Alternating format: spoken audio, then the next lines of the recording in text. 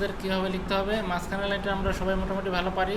তো উপরের লাইনটা হচ্ছে এই যে এই আঙুলটা যাবে পি, সেমিকোলন, যে আঙুলটা আমরা আগে সেমিকোলন লিখতাম সেই আঙুলটা এখন যাবে কোথায়, পির মধ্যে। এরপরে হাত কিন্তু এই মাঝখানের লাইনে থাকবে, শুধু আমাদের এই সেমিকোলনের আঙুলটা সিঙ্গেল উপরে যাবে পির মধ্যে।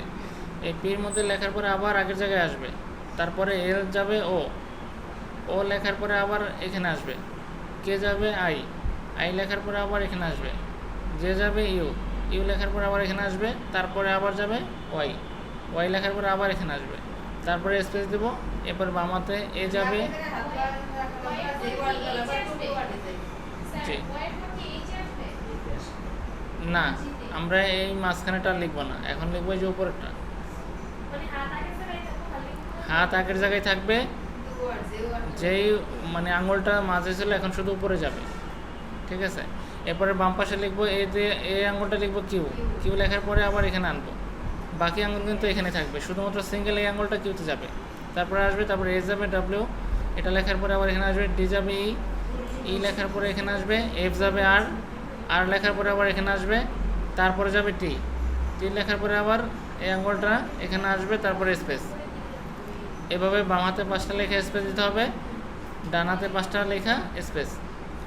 কথা হইল যখন যে আঙুলটা দরকার ঠিক ওইটাই যাবে, আর বাকিগুলো কিন্তু আগের জায়গায় থাকবে, সবগুলা নেওয়া যাবে না, হাত একেবারে উঠায় সবগুলো নেওয়া যাবে না। তাহলে এটা আমাদের পরবর্তী কাজ। এর পাশাপাশি আমরা আরেকটি নতুন কাজ দেখব আজকে, যে কম্পিউটারের বিভিন্ন সেটিং বা বিভিন্ন মেনু কোথায় কী আছে এটা একটু দেখি। তাহলে আমরা প্রথমত দেখি, এখানে একবার ডান পাশে এখানে আছে আমাদের ডেট এবং টাইম, দুইটা দেওয়া আছে, সময় এবং তারিখ। একবারে প্রত্যেকটা কম্পিউটারের, ল্যাপটপ বা কম্পিউটারের ডান পাশে এখানে দেওয়া আছে সময় এবং তারিখ। এখানে ক্লিক দিলে বা এমনিতে আমাদের দেখতে পাই যে আমাদের টাইম কত এবং সময় কত বা তারিখ কত। তাহলে এটা অন্য অন্য কম্পিউটারে কিন্তু হয়তোবা তারিখ এবং ডেটগুলো এলোমেলো দেওয়া আছে, মানে ভুল দেওয়া আছে, সঠিকভাবে নাই। এর কারণ ওই কম্পিউটারগুলোতে কিন্তু ইন্টারনেট কানেকশন দেওয়া নাই, এই ইন্টারনেট কানেকশন না দেওয়াতে টাইমগুলো সঠিক নাই, আপডেট থাকে না। এরপরে দেওয়া আছে অডিও, অডিও ভলিউমের আইকনটা দেওয়া আছে, এখান থেকে আমরা এই অডিও সাউন্ড বাড়ানো বা কমানো এখানে অপশনটা আছে, এখান থেকে আমরা অডিও কমাইতে বা বাড়াইতে পারবো।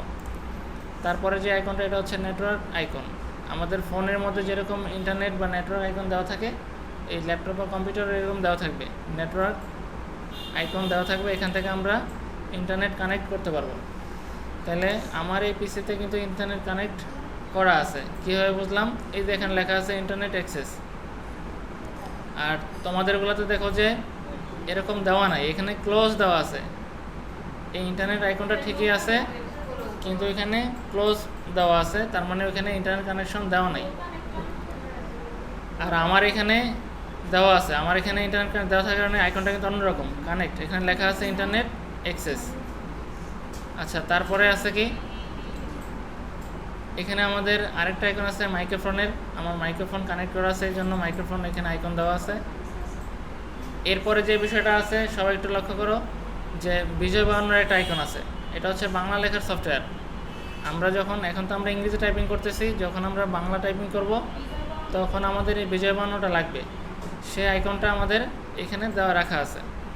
এরপর আরেকটা আছে শো হিডেন আইকন, এই আইকনের পাশাপাশি আমাদের আরও বেশ কিছু আইকন আছে যেগুলো আমাদের এই শো হিডেন আইকনের মধ্যে রাখা আছে, বিভিন্ন সফটওয়্যারের আইকন এখানে রাখা আছে। যেমন এখানে আছে অ্যাডোবি অ্যাপ্লিকেশন, তারপর আছে ইউটরেন্ট, বিভিন্ন সফটওয়্যারের আইকন এখানে রাখা আছে। এরপরে আমাদের যে বিষয়টা আছে এটা হচ্ছে টাস্ক বার, একেবারে কম্পিউটারের নিচের বর্ডার থেকে একবারে বাম পাশ থেকে ডান পাশ পর্যন্ত আমাদের যে বর্ডারটা দেখা যায়, যে বর্ডারের মধ্যে আমাদের অনেকগুলো অ্যাপস রাখা আছে বা সফটওয়্যার রাখা আছে, এই সফটওয়্যারগুলো কোথায় রাখা আছে, টাস্ক বারের মধ্যে। এটার নাম হচ্ছে টাস্ক বার। এখানে কী রাখা আছে, আমরা যেই সফটওয়্যারে কাজ করতেছি এখন, মাইক্রোসফট অফিস ওয়ার্ড, এই সফটওয়্যার রাখা আছে, এক্সেল, আমার এখানে অনেকগুলো রাখা আছে, তোমাদের কম্পিউটারও যেগুলো যেগুলো লাগবে এগুলোও রাখা আছে। তাহলে এগুলো কোথায় থাকে, এগুলো হচ্ছে টাস্ক বারের মধ্যে। তাহলে এই মাইক্রোসফট ওয়ার্ড কিন্তু এখানে সবসময় থাকবে না, এখন আমরা যেখান থেকে খুব সহজে ক্লিক দিয়ে ওপেন করতেছি, এই সফটওয়্যারটা কিন্তু আমাদের একেবারেই প্রথম অবস্থায় এখানে রাখা থাকবে না, এটা কিন্তু আমাদের কোথায় থাকবে, এই যে স্টার্ট মেনুতে প্রত্যেকের জন্য কিন্তু এই যে এখানে স্টার্ট মেনু আছে। এই স্টার্ট মেনুতে যাওয়ার পরে আমার এখানে আছে অল অ্যাপস, আর তোমাদের এখানে লেখা থাকবে অল প্রোগ্রাম। এই অল প্রোগ্রাম অথবা অল অ্যাপস এখানে গেলে সকল সফটওয়্যার যেগুলো কম্পিউটারের নিজস্ব ডিফল্ট দেওয়া আছে অথবা যেগুলো আমরা আমাদের প্রয়োজনে ইনস্টল করে রাখছি, এই সবগুলোই এখানে থাকবে। একটু আমাদের স্ক্রল করে আপ ডাউন করে দেখতে হবে যে কোথায় কোনটা আছে। আমাদের যে সফটওয়্যারটা প্রয়োজন সেই সফটওয়্যারটা আমরা খুঁজে বের করবো এখান থেকে। এই যে মাইক্রোসফট অফিস টুল, এখানে যাওয়ার পরে অথবা আমাদের যেই মাইক্রোসফট অফিস ওয়ার্ড দরকার বা সেই সফটওয়্যারটা দরকার সেটা আমরা এখান থেকে খুঁজে বের করতে পারবো। মোবাইলের মতো মোবাইলে কিন্তু আমাদের নতুন কেনার পরে কিন্তু আমাদের নিজস্ব সফটওয়্যার কিছু দেওয়া থাকে এবং আমাদের প্রয়োজনে কিন্তু আমরা প্লে স্টোর থেকে কি যা যা দরকার সেগুলো আমরা ডাউনলোড করে নিতে পারি। তাহলে আমাদের স্টার্ট মেনুর মধ্যে কি বলছিলাম যে এই সফটওয়্যারগুলো কিন্তু টাস্ক বারে এত সুন্দরভাবে সাজানো থাকবে না। এর মূল অবস্থান হচ্ছে এই স্টার্ট মেনুতে অল অ্যাপস অথবা অল প্রোগ্রাম। তোমাদের লেখা থাকবে অল প্রোগ্রাম আর আমার এখানে লেখা আছে অল অ্যাপস। এই যে কিছু পার্থক্য, এই পার্থক্যগুলো কেন? এই পার্থক্য হচ্ছে উইন্ডোজের কারণে। আমার এখানে বর্তমানে উইন্ডোজ 11 দেওয়া আছে আর তোমাদেরগুলোতে কারোটা উইন্ডোজ 7 বা উইন্ডোজ 8 দেওয়া আছে, এই কারণে আমাদের এই পার্থক্য। যেমন আমার স্টার্ট মেনুটা একটু ডান দিকে আর তোমাদেরগুলো দেখবো যে একবারে বাম কর্নারে রাখা আছে। আমার এটা কিন্তু এই যে এখানে রাখা আছে আর তোমাদেরগুলো একবারে বাম কর্নারে। তারপরে আমি স্টার্ট মেনুতে ক্লিক দিলে আমার এখানে লেখা আছে অল অ্যাপস এই যে উপরে, আর তোমাদেরটা লেখা থাকবে একবারে এখানে। এখানে লেখা থাকবে যে অল প্রোগ্রাম, ঠিক আছে। আর আমারটা বন্ধ করার যে শাটডাউন মেনুটা সেটা কিন্তু এই যে এখানে রাখা আছে, এই পাওয়ার তারপরে শাটডাউন। আর তোমাদেরটা এই অল প্রোগ্রামের একটু ডান পাশেই লেখা আছে শাটডাউন। এই যে সামান্য একটু পার্থক্য এদিক সেদিক আছে উপরে নিচে, এগুলো হচ্ছে উইন্ডোজের কারণে। এগুলা আর একটু সবারই এগুলো মনে রাখতে হবে যে কোনটা উইন্ডোজ 11-এর জন্য কোথায় থাকে আর কোনটা 7 বা 8-এর জন্য থাকে। কারণ তুমি তো সবসময় একটা পিসিতে কাজ করবে না, যখন অন্য কোনো পিসি বা ল্যাপটপ ব্যবহার করবে তাদের যে উইন্ডোজ অন্যটা থাকতে পারে। তো সেই অনুযায়ী তোমার তো বুঝতে হবে যে আমাদের শাটডাউন মেনুটা কোথায় আছে বা অল সেটিংস বা অল অ্যাপস কোথায় আছে, এগুলো তো জানা থাকতে হবে। আচ্ছা, এরপরে আমরা দেখি এখানে আরেকটু বিষয় যে আমাদের সবার উপরে আছে দিস পিসি আর তোমাদের লেখা আছে কম্পিউটার। তোমাদেরগুলোতে কারোটা লেখা আছে কম্পিউটার আবার কারোটা লেখা আছে দিস পিসি। এই জিনিসটাও কিন্তু উইন্ডোজের কারণে পার্থক্য, কাজ এক কিন্তু নামটা আলাদা। আমার এখানে লেখা আছে দিস পিসি আর তোমাদেরটা লেখা আছে কম্পিউটার। এরপরে আমাদের এখানে আছে রিসাইকেল বিন। এই রিসাইকেল বিন প্রত্যেকের আছে। এই রিসাইকেল বিনের কাজটা কি? এই রিসাইকেল বিনের কাজটা হচ্ছে আমরা যদি কম্পিউটার থেকে বা ল্যাপটপ থেকে কোনো ফাইল ফোল্ডার বা যে কোনো ডাটা যদি আমরা ডিলিট করে দিই, তাইলে সে ডিলিট করে দিলে সেটা প্রাথমিক অবস্থায় জমা থাকবে রিসাইকেল বিনে। এই ফিচারটা কিন্তু আমাদের ফোনের মধ্যেও আছে। আমরা যদি ফোন থেকে গ্যালারি থেকে কোনো ছবি বা কোনো ডাটা যদি ডিলিট করি, সেটা প্রাথমিক অবস্থায় কিন্তু ওই ফোল্ডার থেকে ডিলিট হয়, কিন্তু সেটা আবার রিসাইকেল বিনে জমা থাকে। তো ওইখান থেকে আমরা চাইলে আবার রেজিস্টোর করে ফেরত নিতে পারি। যদি আমরা ওইখান থেকেও আবার ডিলিট করে দিই তাহলে আর ফেরত নেওয়া যাবে না। আবার ফেরত নেওয়া যাবে, সেটা আবার রিকভারি করে করা যাবে, মেমোরি অথবা হার্ড ডিস্ক রিকভারি করে সেটা আবার ফেরত নেওয়া যাবে। তাহলে রিসাইকেল বিনে যাওয়ার পরে আমরা এখানে যে দেখা যায় আমরা অনেক কিছু ডিলিট করছি। এখানে যতগুলা আমরা ডাটা বা ইনফরমেশন বা ফাইল ফোল্ডার ডিলিট করছি সেগুলো কিন্তু এখানে রাখা আছে। এখন আমরা এখান থেকে যদি একেবারেই ফাঁকা করে দেই, এই রিসাইকেলটা যদি আমরা একেবারেই ফাঁকা করে দেই তাহলে কিন্তু এখানে আর থাকবে না। এই যে এখন কিন্তু এখানে আর কোনো ডাটা নাই। তাহলে কম্পিউটার বা ল্যাপটপ থেকে আমরা যদি কোনো ডাটা বা কোনো ফাইল ফোল্ডার ডিলিট করি, সেটা প্রাথমিক অবস্থায় এই রিসাইকেল বিনে থাকবে। সেটা ভুল করে হোক আর সঠিক করে হোক, ডিলিট হইলেই সেটা এখানে থাকবে। তখন আমরা চাইলে এখান থেকে আবার ফেরত নিতে পারবো। ফেরত নেওয়ার সিস্টেমটা কি? যেমন আমরা এখান থেকে একটা ফাইল ডিলিট করলাম, এখন এই যে এখান থেকে ডিলিট করলাম, এখন ডিলিট করার পরে এখানে আছে। এখন এখান থেকে আমরা ফাইলটা ফেরত নিব, তাহলে এই ফাইলের মধ্যে রাইট বাটন ক্লিক করব, তাহলে এটার অপশন আসবে, এখানে লেখা আছে রিস্টোর। এই রিস্টোরে দিলে আবার এই ফাইলটা যেখান থেকে আমরা ডিলিট করছি ঠিক ওইখানে চলে যাবে। এই যে আমাদের এখানে আবার এখন এসে বললো। এই ছিল আমাদের রিসাইকেল বিন। এরপরে আমরা চলে যাব দিস পিসি বা কম্পিউটার। এই দিস পিসি বা কম্পিউটার ওপেন করব। তাহলে যে কোনো ফাইল বা ফোল্ডার ওপেন করার নিয়ম কি? এই ফাইল বা ফোল্ডারের উপর আমরা রাইট বাটন ক্লিক করব। রাইট বাটন ক্লিক করলে এখানে লেখা আসবে ওপেন। ওপেনের মধ্যে ক্লিক দিলে আমাদের ফাইল অথবা ফোল্ডার ওপেন হবে, খুব সহজে ওপেন হবে। তাহলে ওপেন করার পরে এখন আমাদের এখানে আমাদের কম্পিউটার বা ল্যাপটপের যে হার্ড ডিস্ক আছে সেই হার্ড ডিস্কটার লোকেশনটা এখানে দেখা যাচ্ছে যে আমার এটা হচ্ছে হার্ড ডিস্ক। তাহলে হার্ড ডিস্কটা কত জিবি সেটা বোঝার উপায়টা কি? সেটা বোঝার উপায় হলো আমাদের দুইটার যোগফল দেব। যেমন এখানে আছে 79 জিবি, এখানে আছে 39 জিবি।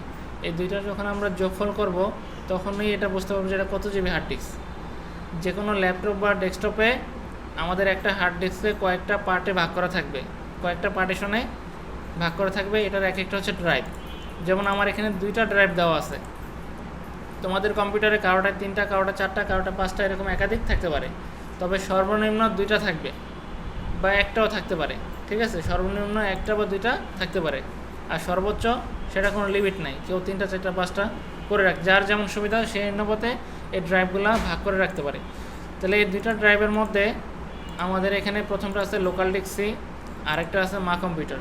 এটা হচ্ছে কম্পিউটারের হার্ড ডিস্ক বা স্টোরেজ ডিভাইস, যেখানে আমাদের ডাটাগুলো বা ফাইল ফোল্ডারগুলো জমা করে বা সেভ করে রাখবো। মোবাইলে যেরকম আমরা মেমোরির মধ্যে কি আমাদের পিকচার বা অন্যান্য অডিও ভিডিও আমরা কিন্তু সেভ করে রাখি, অথবা আমাদের বর্তমান যে স্মার্টফোনগুলো আছে এগুলোতে কিন্তু নিজস্ব স্টোরেজ দেওয়া থাকে, 32, 64, 128 এভাবে দেওয়া থাকে।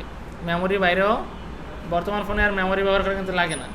আগের ফোনগুলোতে কিন্তু আমরা মেমোরি ব্যবহার করতাম, এখন কিন্তু আর সেই বিষয়গুলো লাগে না, কারণ আমাদের নিজস্ব স্টোরেজ ডিভাইস অনেক দেওয়া থাকে। তাহলে আমাদের কম্পিউটার বা ল্যাপটপের জন্য এরকম হার্ড ডিস্ক বা স্টোরেজ ডিভাইস থাকবে, এখানে আমরা ডাটাগুলো সেভ রাখবো। তো এখানে 2টা ড্রাইভের মধ্যে আমরা কোনটার মধ্যে রাখবো আর কোনটার মধ্যে রাখবো না সেটা আমাদের একটু জানা লাগবে। সেটা হচ্ছে আমরা লোকাল ডিস্ক সির মধ্যে কোনো ডাটা রাখবো না। এই লোকাল ডিস্ক সির মধ্যে আমাদের উইন্ডোজ রাখা আছে, তো এটার মধ্যে যদি আমরা কোনো ডাটা রাখি তাহলে সেই ডাটাগুলো একটা সময় হারা যেতে পারে বা লস হতে পারে। আর এটার বাইরে যে ড্রাইভগুলো আমাদের থাকবে, এটার বাইরে যেমন আছে কি আমার শুধু একটা ড্রাইভ আছে মা কম্পিউটার, এটার বাইরে যদি আমাদের যে ড্রাইভগুলো থাকবে সেগুলোর মধ্যে আমরা সেভ রাখবো। কেন সেভ রাখবো? আমাদের যদি লোকাল ডিস্ক সির মধ্যে রাখি তাহলে এটার ডাটা নষ্ট হতে পারে, আর এটার বাইরে যেগুলো থাকবে এগুলোতে ডাটাগুলো থাকবে, এগুলো নষ্ট হবে না, এটার মধ্যে সেভ থাকবে। হ্যাঁ, তাহলে এখন দেখবো যে আমরা লোকাল ডিস্ক সির মধ্যে আর কি কি আছে। এখানে যে উপরে আছে desktop, document, download, music, picture, video, এই যেই ফোল্ডারগুলো আছে এই ফোল্ডারগুলো এই লোকাল ডিস্ক সির মধ্যে। তাহলে আমরা যদি এইখানেও যদি কোনো ডাটা রাখি সেগুলো কিন্তু নিরাপদ না, ঠিক আছে? যেমন ডাউনলোডে কি থাকবে, আমরা যদি অনলাইন থেকে কোনো ডাটা ডাউনলোড করি তাহলে সেটা ডাউনলোডের মধ্যে প্রাথমিক অবস্থায় থাকবে। এরপর ডেস্কটপ কোনটা? ডেস্কটপ হচ্ছে আমাদের সামনের যে লোকেশনটা, এই যে সামনে কম্পিউটার ওপেন করার পরে আমাদের সামনের যে স্ক্রিনটা দেখি, এই স্ক্রিনে যদি কোনো ফাইল ফোল্ডার বা কোনো ডাটা রাখি সেগুলোও ডেস্কটপের মধ্যে থাকবে। এটার লোকেশন হচ্ছে ডেস্কটপ। তাহলে এখন আমাদের ডেস্কটপের মধ্যে কিছু ডাটা আছে, কিছু ফাইল আছে, তাহলে এই ফাইলগুলো কার মধ্যে আছে? এই ডেস্কটপের মধ্যে। তাহলে এই ডেস্কটপ কার মধ্যে আছে? এই লোকাল ডিস্কের মধ্যে। তাহলে লোকাল ডিস্কের মধ্যে থাকা মানে কি নিরাপদ না। তাহলে সাময়িক সময়ের জন্য আমরা সামনে রাখতে পারি, সেটা কাজ শেষ হওয়ার পরে আমরা কি করব, এখান থেকে ট্রান্সফার করে বা মুভ করে আমরা নির্দিষ্ট ড্রাইভে নিয়ে রেখে দেবো, যেখানে আমাদের নিরাপদ কোনটা? এই মা কম্পিউটার, অথবা এই নাম কিন্তু যে কোনোটা থাকতে পারে। এই লোকাল ডিস্কের বাইরে যেগুলো থাকবে সেগুলোতে রাখবো, এগুলো হচ্ছে নিরাপদ।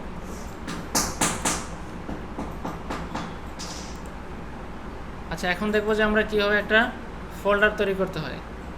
ফোল্ডার আমরা কেন তৈরি করব? ফোল্ডার তৈরি করব আমাদের নির্দিষ্ট ডাটাগুলা বা ফাইলগুলো আমরা নির্দিষ্ট নাম দিয়ে ফোল্ডারের মধ্যে সাজিয়ে রাখবো, যাতে আমরা খুব সহজেই খুঁজে বের করতে পারি।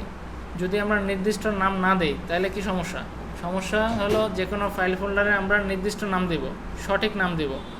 সঠিক নাম না দিলে আমরা সঠিক সময় কি খুঁজে বের করতে পারবো না, এই জন্য আমাদের সঠিক নাম দিতে হবে। তাহলে আমরা দেখবো, এখন দেখেছি কীভাবে একটা ফোল্ডার তৈরি করতে হয়। তাহলে আমাদের যেখানে ফোল্ডার লাগবে সেখানে আমরা কি করব, মাউসের রাইট বাটন ক্লিক দিব। তাহলে এরকম একটা অপশন আসবে, তারপরে আমরা চলে যাব নিউ।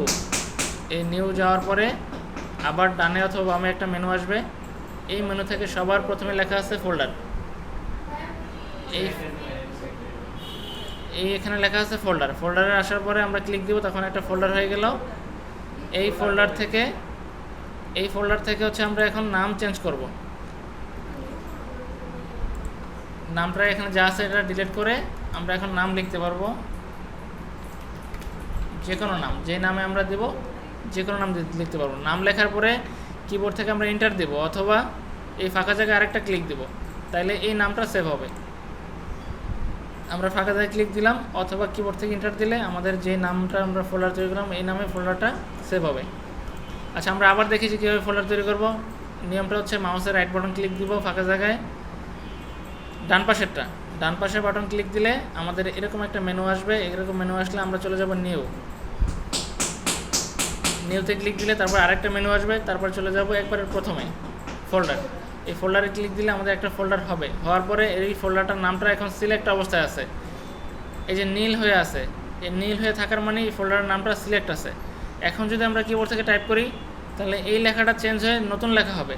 আর যদি আমরা এখানে ক্লিক দিয়ে ফেলি তাহলে আমাদের এই লেখাটা আবার ডিলিট করতে হবে, ব্যাক স্পেস দিয়ে ডিলিট করে তারপর আবার নতুন করে লিখতে হবে। মেহেদি হাসান, নাম লেখা শেষ হওয়ার পরে আমরা হয় কিবোর্ড থেকে এন্টার দিব অথবা আমরা এখানে আরেকটা ক্লিক দিব, তাহলে আমাদের এই নামে ফোল্ডারটা, জি আমরা নিউ ফোল্ডার করব। যে কোনো ডাটা মোবাইলে কী করি আমরা, মোবাইলে আমরা ফোল্ডার তৈরি করি না, ফোল্ডার তৈরি করে আমরা কি নির্দিষ্ট ছবিগুলা ফোল্ডারে রাখি, বা অডিও ভিডিও বা নাটক বা মুভি এই জিনিসগুলো আমরা কী করি নির্দিষ্ট ফোল্ডারে নাম দিয়ে রাখি, ক্যাটাগরি করে রাখি, আলাদা আলাদা ভাগ করে রাখি। এই জিনিসটা এই কারণে আমাদের ফোল্ডার লাগবে। তাহলে এখন আমাদের ফোল্ডার হয়ে গেল। ফোল্ডার হয়ে যাওয়ার পরে এখন আমরা ফোল্ডারটা ওপেন করব। দেখি যে আমরা কীভাবে ফোল্ডারটা ওপেন করতে হবে। ওপেন করার জন্য আমরা একটু আগে দেখাইছিলাম যে কোনো ফাইল বা ফোল্ডার ওপেন করার জন্য মাউসের রাইট বাটন ক্লিক করব, তারপরে লেখা আসবে ওপেন, তারপরে আমরা ওপেন দিব, তখন আমাদের ফোল্ডারটা খুব সহজেই ওপেন হবে। এই যে ফোল্ডারটা এখন ওপেন হওয়ার পরে আমাদের এই ফোল্ডারটার মধ্যে কি কোনো ডাটা বা কোনো ফাইল বা কোনো তথ্য ইনফরমেশন নাই, এটা একেবারে খালি, কারণ একটু আগে এটা ওপেন করা হয়েছে। এই ফোল্ডার ওপেন করার পরে এখন আমাদের এখানে 3টা কাজ আছে। যে কোনো ফাইল ওপেন করার পরে ডান পাশে 3টা অপশন থাকবে, একটা হচ্ছে ক্লোজ, আরেকটা হচ্ছে রেস্টোর, আরেকটা হচ্ছে মিনিমাইজ। তাহলে 3টার কাজ কি? এই 3টার কাজ হলো আমরা যদি ক্লোজে ক্লিক দেই তাহলে এই ফাইলটা ক্লোজ হবে, একবারে বন্ধ হয়ে যাবে। আমরা ফাইলটা ওপেন করলাম, যখন আমাদের এই ফাইলের কাজ শেষ তখন আমরা খুব সহজে এখান থেকে ক্লোজ করে দিতে পারবো। এই ক্লোজ বাটনে ক্লিক দিব, তাহলে আমাদের ফাইলটা ক্লোজ হবে। এরপরেরটা হচ্ছে রেস্টোর। এটা দিয়ে আমরা স্ক্রিন ছোট বড় করতে পারবো। একবার যদি আমরা এখানে ক্লিক দিই তাহলে স্ক্রিনটা ছোট হবে, আর একবার ক্লিক দিলে স্ক্রিনটা বড় হবে। তাহলে একবার দিলে ছোট হবে, আরেকবার দিলে হচ্ছে বড় হবে। তাহলে যখন ছোট হবে তখন এর থেকে আমরা আরও ছোট করতে পারবো। কিভাবে? এই যে আমরা এই ডান পাশের বর্ডারে আসবো, এখান থেকে ক্লিক দিয়ে এদিকে টান দেবো, অথবা বাম পাশের বর্ডার থেকে এদিকে টান দেবো, অথবা এখান থেকে ক্লিক দিয়ে নিচে আসবো, অথবা এখান থেকে ক্লিক দিয়ে নিচে আসবো। এভাবে আমরা যে কোনো সাইড থেকে এই ফোল্ডারের বা যে কোনো ফাইলের এই ছোট বড় করতে পারবো, অথবা এই কর্নারে আসলে দুই পাশ থেকে ছোট বড় করতে পারবো। যে কোনো কর্নারে ধরলে দুই পাশ থেকেই ছোট বড় করতে পারবো। এরপর হচ্ছে মিনিমাইজ। তাহলে এই স্ক্রিন ছোট করার আমার সুবিধাটা কি? সুবিধা হলো আমরা যদি স্ক্রিনটাকে একেবারে বড় করে দিই তাহলে কিন্তু আর কোনো এরপরে যে কী আছে দেখা যায় না। যখন আমরা ছোট করব তখন একাধিক ফোল্ডারের ইনফরমেশন দেখা যাবে। আমরা এখানে আরেকটা ফোল্ডার ওপেন করি, পাশাপাশি আমরা 2টা ফোল্ডার রাখলাম। এই 2টা ফোল্ডার রাখার পরে আমরা এখন দেখতে পারতেছি একই সাথে 2টা ফোল্ডারের মধ্যে কি কি ডাটা রাখা আছে। এভাবে চাইলে আমরা আরও একাধিক ফোল্ডার ওপেন করে এটা পাশাপাশি রেখে দেখতে পারবো যে কোনটার মধ্যে কি তথ্য রাখা আছে। এখন যদি আমরা যে কোনো একটা ওপেন করে দেই ফুল স্ক্রিন, তাহলে কিন্তু আর বাকিগুলো দেখা যাবে না। এই জন্য যখন আমরা একাধিক ফোল্ডারের তথ্য একসাথে দেখব তখন কি করব, এই স্ক্রিন ছোট করে তারপরে দেখব যে কোনটার মধ্যে কি আছে। তারপরেরটা হচ্ছে মিনিমাইজ। এই মিনিমাইজের কাজ হলো আমরা যদি ক্লোজ করে দিই তাহলে কী হলো, একবারে ফাইলটা ক্লোজ হয়ে গেল। আর মিনিমাইজ করলে এটা একেবারে ক্লোজ না হয়ে এটা এই টাস্ক বারের মধ্যে মিনিমাইজ হয়ে জমা থাকবে। এই যে আমরা আরেকটা ফোল্ডার মিনিমাইজ করি, এখন কিন্তু টাস্ক বারের মধ্যে এটা জমা আছে। তাহলে যে কোনো সফটওয়্যার ওপেন করলে সেটা যদি আমরা মিনিমাইজ করি তাহলে সেটা টাস্ক বারের মধ্যে জমা থাকবে। তাহলে কখন আমরা মিনিমাইজ করব? যখন আমাদের এই ফোল্ডারটা একটু পরে আবার লাগবে, যে 5 মিনিট বা 2 মিনিট বা কিছুক্ষণ পরে এই ফোল্ডারটা আমাদের আবার লাগবে, তাহলে সেটা আমরা একবারে ক্লোজ না করে কী করব, মিনিমাইজ করে দেব। তাতে সুবিধা কি, যে আমাদের যখন এই ফোল্ডারটা লাগবে তখন আমরা খুব সহজে এখান থেকে ওপেন করতে পারবো। আর যদি ক্লোজ করে দেই তাহলে কিন্তু এই ফোল্ডারটা যেখানে রাখা আছে, যেই লোকেশনে রাখা আছে, সেখান থেকে আবার যায় ওপেন করতে হবে। তাতে কিন্তু আমাদের সময় নষ্ট হবে এবং সময় লাগতে পারে। এই জন্য যেটা আমাদের একেবারেই দরকার নাই, যে আমাদের আজকের দিনের এটা লাগবে না, বা আগামী 1 ঘন্টার মধ্যে লাগবে না, বা 10 মিনিটের মধ্যে লাগবে না, তখন আমরা এটা ক্লোজ করে দেব। আর যদি মনে হয় যে 2 মিনিট বা 1 মিনিট বা একটু পরে আবার লাগবে, বা আমার অন্য একটা কাজ করব, আপাতত এটা একটু কিছুক্ষণের জন্য বন্ধ রাখবো, তখন এটা ক্লোজ করে না দিয়ে এটা কী রাখবো, মিনিমাইজ করব। এটা এখানে জমা থাকলে এখন আবার অন্য একটু কাজ করে তখন আবার আগের ফাইলটা লাগলে এখান থেকে ওপেন করে নেব। এই হচ্ছে ক্লোজ না করে মিনিমাইজের সুবিধা। এটাকে সবাই বুঝতে পারলাম যে মিনিমাইজটা কেন করব। যদি মনে হয় যে এই ফাইলে আজকে আর লাগবে না, তাহলে একবারে ক্লোজ করে দেব। আর যদি মনে হয় যে না এটা কি একটু পরে আবার লাগবে, তখন ক্লোজ না করে এটাকে কী করবো, মিনিমাইজ করে দেব। আবার যখন দরকার তখন এখান থেকে ওপেন করে নেব। তাই মিনিমাইজ করব, যেই সফটওয়্যারটা মিনিমাইজ করব ওই সফটওয়্যারের মধ্যে থাকবে। যদি মাইক্রোসফট ওয়ার্ড ফাইল মিনিমাইজ করি তাহলে এই মাইক্রোসফট সফটওয়্যারের মধ্যে থাকবে। যদি আমরা ইন্টারনেট ব্রাউজার ওপেন করি, যেমন মজিলা ফায়ারফক্স, এটাকে যদি মিনিমাইজ করি তাহলে এই মজিলা ফায়ারফক্সের মধ্যে থাকবে। যে সফটওয়্যারের কাজ মিনিমাইজ করব ওই সফটওয়্যারের মধ্যে থাকবে। এর বাইরে যদি কোনো ফোল্ডার মিনিমাইজ করি তাহলে এই ফোল্ডার অপশানে থাকবে। তাহলে আমরা ফোল্ডার একটু আগে ওপেন করে দেখাইছি, এখন দেখবো যে ফোল্ডার কীভাবে ডিলিট করতে হয় বা ফোল্ডারে কীভাবে রিনেম করতে হয়। যেমন আমরা নাম দিলাম এখানে মেহেদি হাসান অথবা এখানে মা কম্পিউটার, এখন আমরা নামটা চেঞ্জ করব। তাহলে চেঞ্জ করার জন্য আমরা এটার মধ্যে রাইট বাটন ক্লিক করব। রাইট বাটন ক্লিক করলে শো মোর অপশন, এই যে এখানে লেখা আছে রিনেম, এই রিনেমে ক্লিক দেওয়ার পরে আমাদের নাম চেঞ্জ করার আবার মেন অপশন আসবে, তখন আমরা এখান থেকে আবার নাম চেঞ্জ করে দিতে পারবো। নাম চেঞ্জ করা হয়ে গেলে তখন আমরা হয় ইন্টারে ক্লিক দেবো অথবা ফাঁকা জায়গায় একটা ক্লিক দেবো, তাহলে আবার নতুন নামটাই আমাদের এই ফোল্ডারটা সেভ হবে। এরপরে আমরা এই ফোল্ডারটা ডিলিট করে দেবো। তাহলে কি, যে কোনো ফাইল ফোল্ডার ডিলিট করতে হলে মাউসের রাইট বাটন ক্লিক করার পরে তারপরে শো মোর অপশন, তারপরে এখানে আসবে ডিলিট,